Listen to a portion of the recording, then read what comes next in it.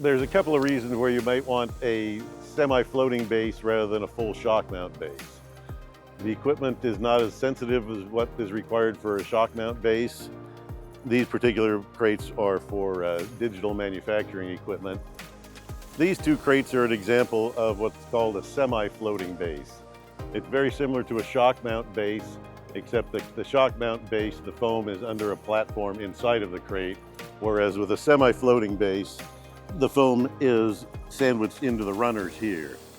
One reason is the shock mount base is considerably more expensive than to put the foam in the runner of the base for the semi-float base.